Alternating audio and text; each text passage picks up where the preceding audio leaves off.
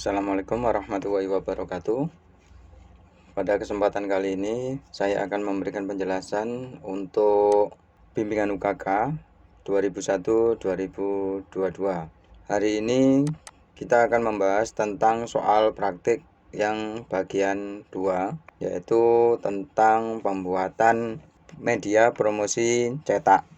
Di soal uji kompetensi paket 2 ini, siswa diharuskan membuat media yang nantinya akan digunakan untuk promosi yang berupa karya cetak. Nah, untuk format soalnya hampir sama dengan paket 1, namun di sini berbeda tentang isinya. Nah, untuk peralatannya ada beberapa peralatan tambahan, utamanya yaitu untuk pengambilan gambar. Di antaranya yaitu digital kamera dan ada tripod serta printer warna untuk mencetak hasil karya. Langsung saja saya berikan penjelasan tentang soal aspek keterampilan yang nantinya akan dinilai pada saat proses pembuatan. Judul tugasnya yaitu membuat media promosi cetak. Buatlah media promosi cetak berupa poster dan desain kemasan produk UMKM, usaha kecil, mikro, dan menengah, masyarakat di sekitar Anda dengan ketentuan sebagai berikut. Produk UMKM dapat berupa produk makanan, minuman, atau kerajinan yang memungkinkan untuk dibuat mock-up desain kemasan. Jadi di sini kalian bisa memilih produk-produk UMKM atau produk usaha kecil, mikro dan menengah. Misalkan ada kerupuk, ada minuman, ada snack atau yang lainnya. Bisa juga berupa kerajinan yang diproduksi oleh orang-orang di sekitar rumah kalian. Nah, itu termasuk produk UMKM. Nah, dari produk tersebut nantinya akan dibuat media promosinya. Nah, itu maksud dari nomor 1. Yang kedua, gambar yang diintegrasikan dalam desain merupakan hasil pengambilan gambar menggunakan kamera digital. Gambar nantinya yang ditampilkan pada poster, pada kemasan, atau yang lainnya, itu harus menggunakan kamera digital dalam pengambilan gambarnya. Apakah dengan HP tidak boleh? Masih ditoleransi, tapi harus memperhatikan ukuran piksel dari kamera handphone tersebut. Karena pada saat editing, resolusi gambar harus tinggi agar tidak pecah istilahnya. Nah, yang ketiga, selalu perhatikan prinsip-prinsip desain dalam membuat hasil karya. Untuk membuat hasil karya kemasan ini maupun produk promosi cetak yang lainnya harus didasari dari prinsip desain. Itu dipelajari di bagian desain grafis. Dulu pernah diajarkan. Jadi nggak bisa sembarangan dalam membuat desain. Harus ditentukan banyak faktornya. Contoh dari sisi pewarnaan, dari sisi peletakan atau layoutnya, dan yang lainnya. Yang keempat yaitu membuat logo sesuai produk yang dipilih menggunakan aplikasi Photoshop atau Corel. Nah, bisa dikombinasikan juga. Logo harus memenuhi ketentuan-ketentuan bagaimana cara membuat logo yang baik.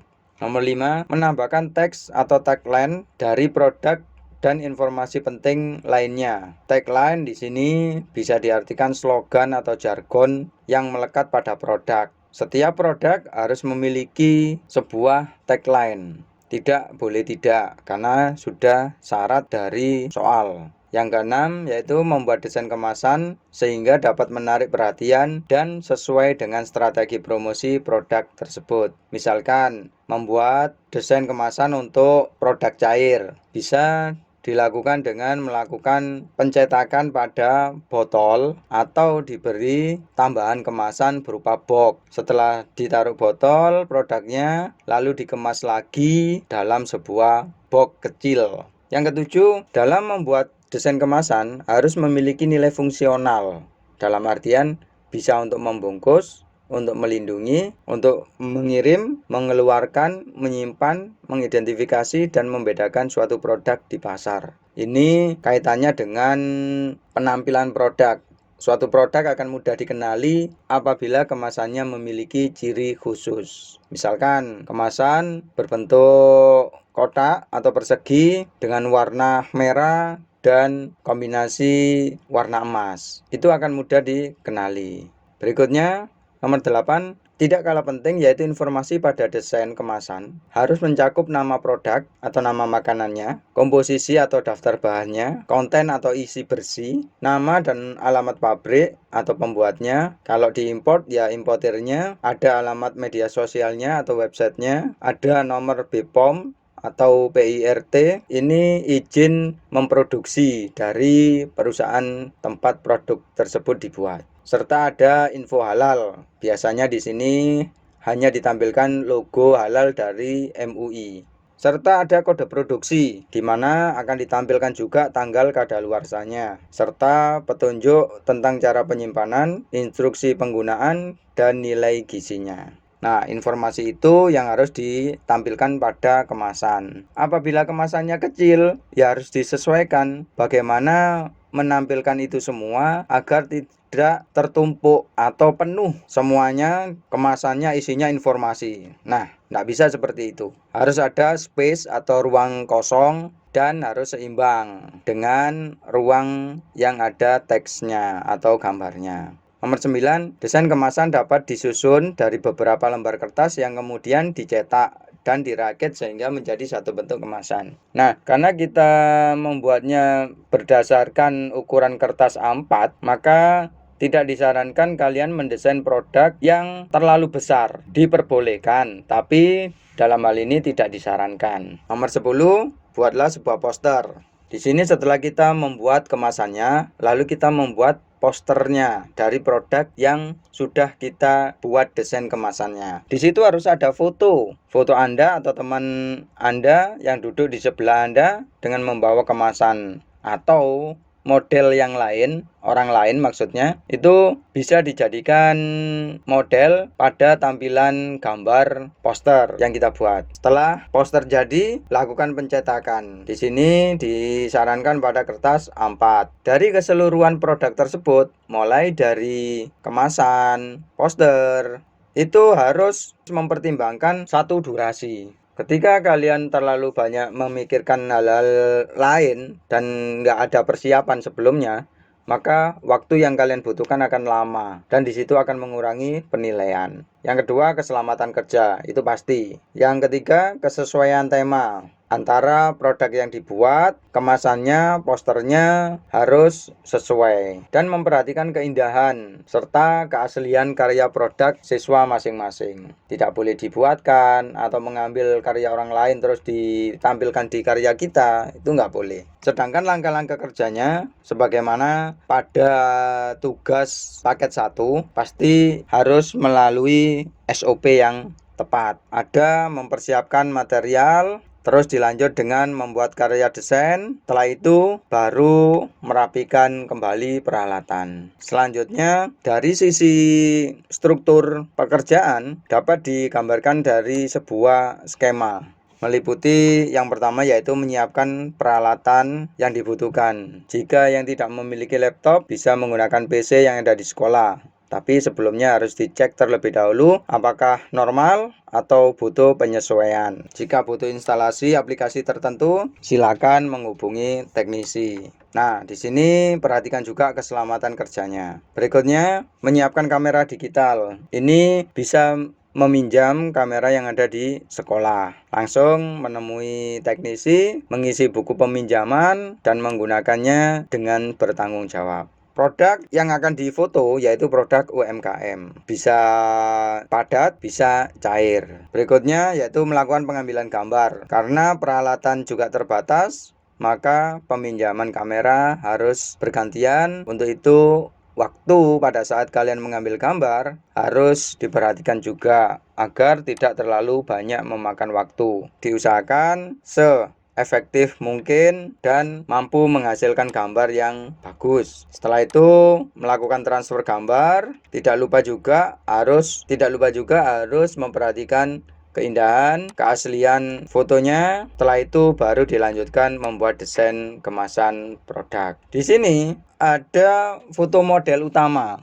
Itu harus ada pada poster dipersiapkan terlebih dahulu. Kapan? Ya sebelum pelaksanaan UKK berlangsung, kalian sudah harus hunting foto model untuk produk kalian. Setelah dapat, baru melakukan pembuatan poster. Nah, di sini harus memperhatikan durasi atau waktu, karena penilaian juga didasarkan atas ketepatan waktu dalam mengerjakan, sehingga nanti hasilnya diharapkan selesai tepat waktu. Ini untuk penjelasan soal paket 2 yang intinya membuat media promosi cetak. Itu yang harus diperhatikan. Berikutnya kita lanjut ke bagian laporan untuk paket 2 yang sudah di-share oleh Bapak Ketua Jurusan. Untuk laporan paket 2 ada beberapa tahapan yang harus dilaksanakan, dan tahapan ini lumayan banyak. Untuk itu kalian harus jeli dan detail. Saya jelaskan satu persatu, yaitu mulai dari praproduksi. Yang pertama yaitu membuat catatan. Maksudnya apa? Membuat catatan di sini yaitu membuat catatan tentang apa saja yang bisa divisualkan atau apa saja yang penting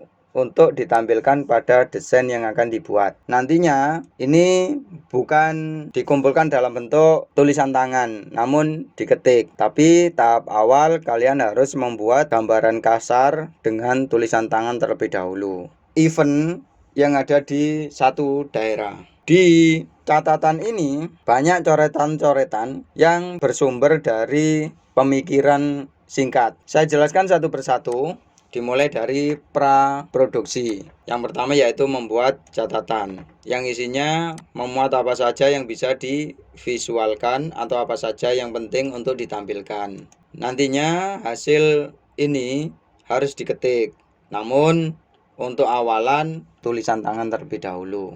Contoh, di sini ada keyword dari kegiatan yang akan dilakukan. Keywordnya seni Indonesia Timur. Terus ada promoting. Di tiap-tiap item ini harus dijabarkan kembali. Oh, seni Indonesia Timur, ada ide utamanya. Terus ada budayanya atau adatnya, ada kegiatannya, ada seninya atau ada karyanya. Nah, itu di bagian keyword seni Indonesia Timur. Sedangkan di promosinya yaitu ada showing, yaitu menunjukkan kebudayaan di Indonesia Timur. Nah, setelah itu display, yaitu menampilkan. Oh, ada apa di display ini? Ada pamerannya, ada expo. Sehingga dari 3 keyword ini bisa muncul satu ide utama secara keseluruhan. Nah, di sini telah menemukan keywordnya, terus disimpulkan, oh ternyata ada kegiatan yang namanya Festicraft yang ditujukan untuk orang dewasa, umum, dan turis. Ada apa saja di Festicraft ini?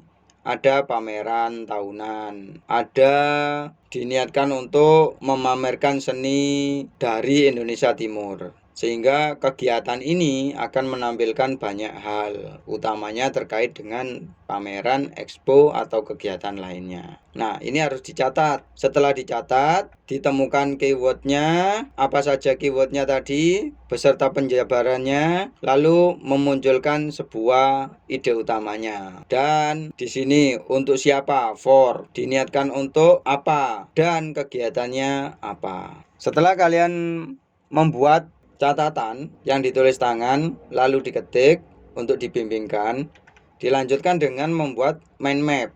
Mind map ini berisi kata kunci yang terdiri dari 5W1H.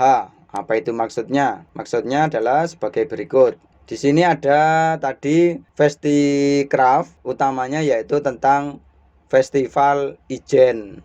Nah, kita mulai jabarkan 5W1H-nya. Yang pertama yaitu when, kapan. Di sini kegiatan ini diadakan tahun 2002. Berarti kalian buatnya di bagian produk kalian ini digunakan untuk kapan? Ya, ini tahun 2002.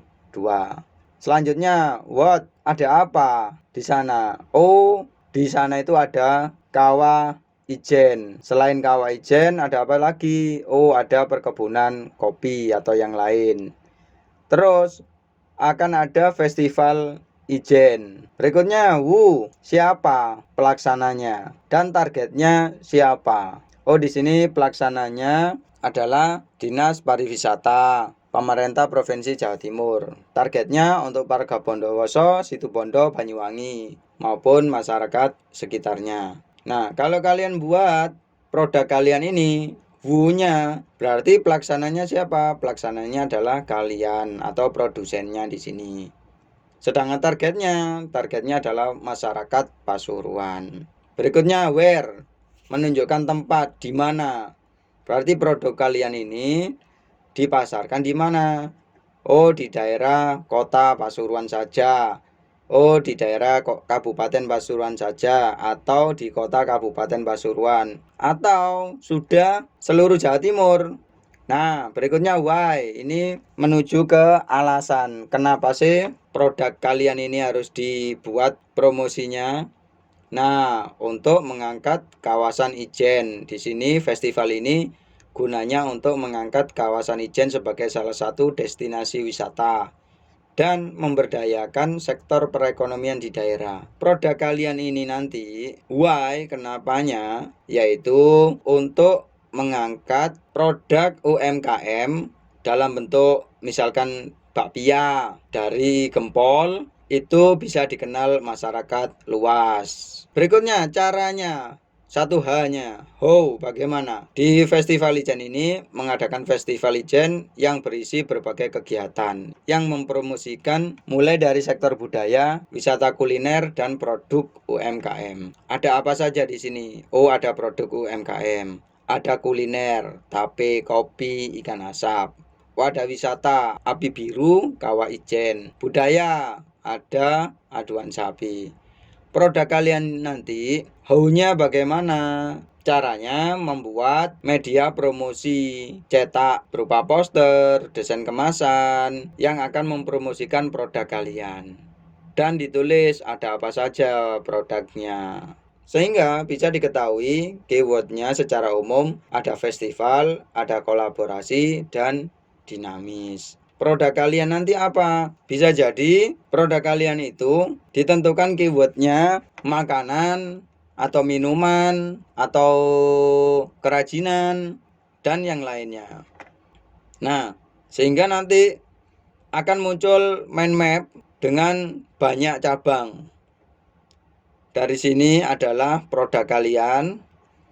Tulisnya who, when, where, what, why, how. Setelah itu dijabarkan satu-satu. Ini di nomor 2, membuat mind map. Berikutnya, setelah kalian menentukan mind map, yaitu menentukan style dari logo kalian. Di sini ada beberapa keterangan atau indikator atau kriteria. Logo itu dapat berupa klasik, dapat berupa modern, dapat berupa mature atau youthful.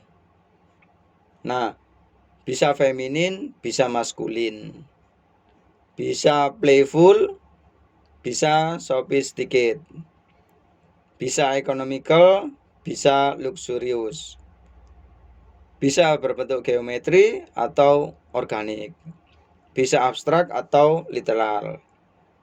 Nah, apa maksudnya ini? Dari sisi bahasa Inggris bisa kalian searching, misalkan klasik, modern. Klasik ini logo-logo dengan mode klasik. Ini logo-logo dengan mode modern. Dicontohkan seperti ini. Nah, model-model logo klasik. Sedangkan logo modern, nah, bisa seperti ini, logo modern. Nah, sekarang mature atau youthful. Kita lihat juga.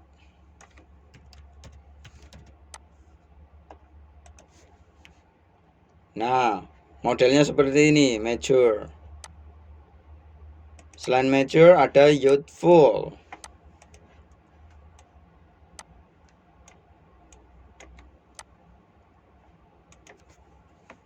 Nah, sudah tahu kan bedanya? Nah, banyak menggunakan pewarnaan. Selanjutnya, feminin, maskulin. Ini perempuan, ini laki-laki.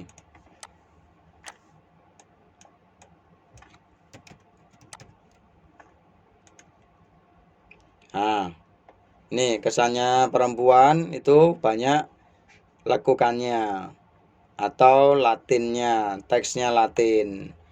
Kalau maskulin,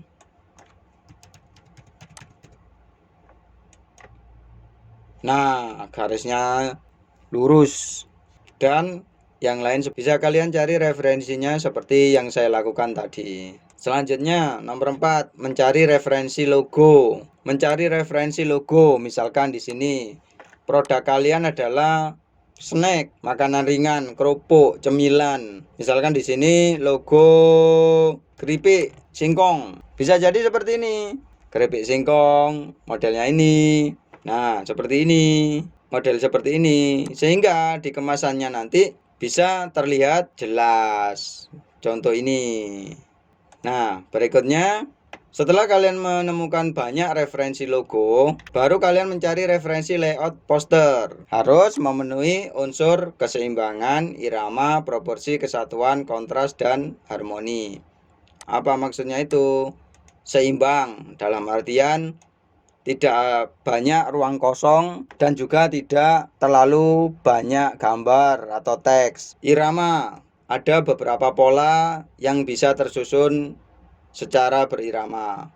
Proporsi, penempatannya sesuai. Misalkan ada gambar utama di tengah, terus ada teks di atas, ada teks lagi di bawah. Jangan sampai ada gambar utama di tengah, terus ditimpali teks di tengah juga. Terus ada kesatuan. Kesatuan di sini dari poster tersebut ketika dilihat secara menyeluruh, gambarnya tidak timpang dalam artian banyak menggunakan warna, ukurannya terlalu besar dan terlalu kecil atau yang lainnya. Kontras. Di sini perbandingan antara teks atau gambar atau yang lainnya atau dari sisi pewarnaannya tidak seimbang dan ada harmoni. Ketika kita membuat tampilan yang menggunakan teks miring, maka setidaknya ada sedikit bagian yang menggunakan teks tegak. Jangan dibuat miring semua atau dibuat tegak semua. Nah,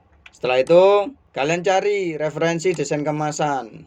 Desain kemasan keripik singkong.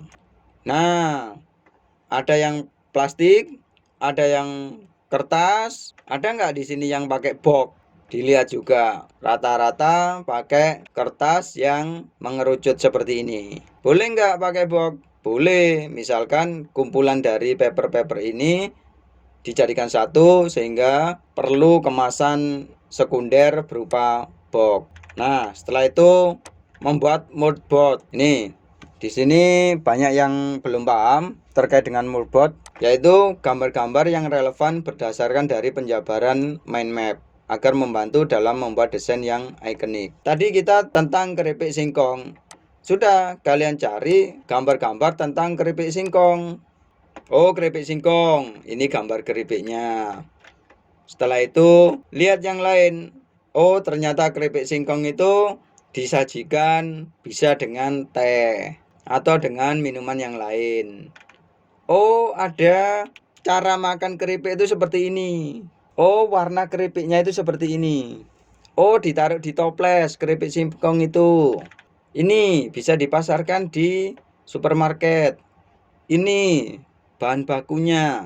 Nah, ini proses pembuatannya sehingga bisa dikemas dan dipasarkan. Oh, ini salah satu cara pemasarannya. Nah, dari gambar-gambar yang kita cari di internet, kita kumpulkan jadi satu sehingga terbentuk kumpulan gambar yang disusun seperti ini. Oh, keripik singkong itu gurih. atau renyah. Oh, keripik singkong itu alami. Oh, keripik singkong itu juga bisa ditambahkan rasa-rasa. Nah, itu untuk mood board. Dari kumpulan gambar-gambar yang kalian peroleh, lalu dikumpulkan jadi satu, nyambung nggak dari gambar tersebut. Nah, ini harus bimbingan secara personal. Kalian cari dulu gambarnya, nanti sampaikan kepada pembimbing mana gambar yang sesuai dan mana gambar yang tidak sesuai, sehingga nanti bisa ditentukan konsepnya. Sekaligus kita menentukan warnanya. Kebanyakan siswa ada yang bingung terkait dengan pengambilan warna di sini. Pengambilan warna di sini menggunakan aplikasi Corel Draw. Untuk mengambil warna dari gambar-gambar ini, kita bisa cari tutorialnya di YouTube.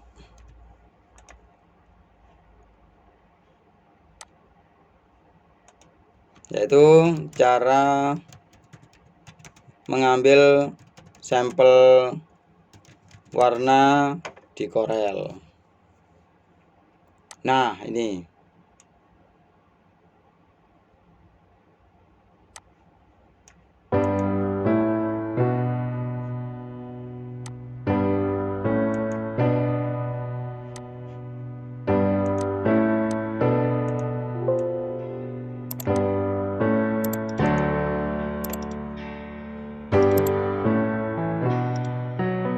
Nah, di sini kita ambil dulu gambar yang sudah ada, lalu kita akan mengambil bagian-bagian warnanya yang nantinya akan kita tampilkan di mood board. Nah, di situ. Nah, ini akan menunjukkan warna apa saja yang akan kita gunakan. Dan caranya pada tampilan di sini menggunakan tool eyedropper. Diklik terlebih dahulu eyedroppernya, lalu diklik di bagian warna yang diinginkan sehingga muncul di paint bucket, lalu diletakkan di lingkaran yang sudah kita sediakan tadi. Nah, seperti itu untuk penggunaan sampel warna. Dan ini diterapkan di bagian mood board. Nah, ini warnanya yang nantinya akan ditampilkan. Nah, prosesnya seperti itu.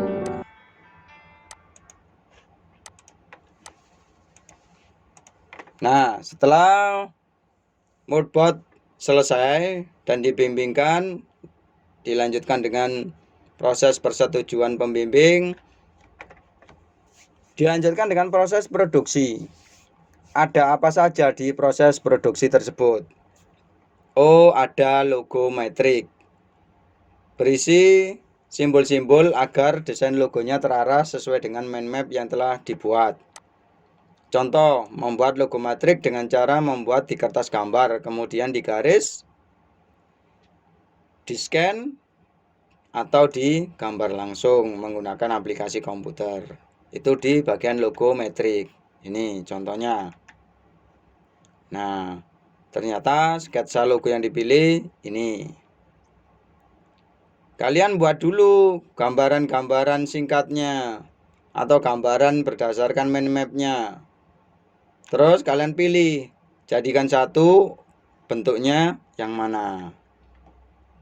Nah, ini di bagian logo metrik. Dilanjutkan dengan tipografi. Pada saat kalian menggunakan tipografi harus diperhatikan, jangan terlalu banyak menggunakan huruf dengan serif, karena kesannya nanti memenuhi tampilan. Setelah menentukan tipografi, membuat sketsa atau sketch logo, yaitu dari gambar manual dilakukan tracing menggunakan aplikasi digital. Dari sini di-scan terus diperbaiki menggunakan aplikasi CorelDRAW. Nah, setelah itu jangan lupa ada aturan penerapan logo. Oh, logo ini ditampilkan standar, misalkan ukurannya 4 kali 4 pada kemasan 20 kali 20. Terus ada lagi yang lebih kecil. Ada lagi lebih kecil. Oh, ternyata ukuran minimumnya sekian. Misalkan ukuran minimumnya 2 kali 2 atau 1 kali 1 cm. Nah, ini ada aturan penerapan logo dan tipografinya. Selanjutnya, membuat desain layout poster. Nah, sebelum membuat desain layout secara keseluruhan, dibuat dulu sketnya pakai manual. Disertakan juga di situ ada unsur-unsur tata letaknya, ada garis, bidang, gambar, tipografi, tekstur, gelap terang, space, dan harus memperhatikan prinsip desain, keseimbangan, proporsional, kesatuan, irama, empasis atau kontras. Nah, kalian gambar sketsa dulu model seperti ini. Jadi sebelum desain secara digital, jadi sebelum melakukan desain secara digital, kalian harus mendesain secara manual terlebih dahulu. Nah, ini contohnya yang sudah didesain digital. Selanjutnya, setelah poster kalian di bagian manual sudah selesai, kalian tracing menggunakan CorelDRAW untuk diberi pewarnaan dan dilakukan pemberian gambar. Ini proses yang harus dilalui. Jadi jangan langsung membuat versi digitalnya, tapi buat dulu versi sketsanya. Di bagian akhir ada desain kemasan. Contoh, di bagian kemasan kalian banyak cari referensi di YouTube terkait dengan pembuatan kemasan dan modelnya. Model jangan sampai mempersulit diri sendiri, namun pada saat penggunaan kemasannya ternyata nggak efektif. Buat kemasan modelnya lancip, tapi begitu disusun produknya malah makan tempat. Itu nggak efektif. Di sini silakan kalian pilih model yang terbaik, namun perlu diperhatikan juga bagaimana kegunaannya nanti. Nah, itu langkah-langkah di bagian pelaporan paket 2 membuat media promosi cetak. Apabila kalian nanti masih kesulitan, silakan japri ke pembimbing masing-masing terkait dengan materi-materi yang sudah disampaikan. Utamanya siapkan dulu catatannya, lalu dari catatan ini dibuat mind map-nya. Setelah dari mind map ditentukan stylenya, cari referensi logo, mencari referensi layout poster, referensi desain kemasan, membuat mood board dengan cara mengumpulkan gambar-gambar yang terkait dengan produk, dan membuat sampel warnanya. Setelah itu, pada proses produksi, kalian harus membuat logo metrik, gambar secara manual. Setelah itu, ditentukan tipografinya, baru dibuat sketch logonya memakai aplikasi CorelDRAW. Dan di sini ada aturan penggunaan logo. Logo paling besar dan logo paling kecil. Dilanjutkan membuat desain layout poster secara manual. Terus di tracing dan didesain ulang secara digital. Boleh menggunakan CorelDRAW, boleh menggunakan Adobe Photoshop. Paling akhir yaitu membuat desain kemasan. Apa yang kalian desain tadi bisa ditampilkan ulang pada bagian kemasan, disertai dengan tagline, disertai dengan informasi produk atau yang lainnya. Itu penjelasan saya terkait dengan paket 2 membuat promosi cetak. Sekian saya akhiri. Wassalamualaikum warahmatullahi wabarakatuh.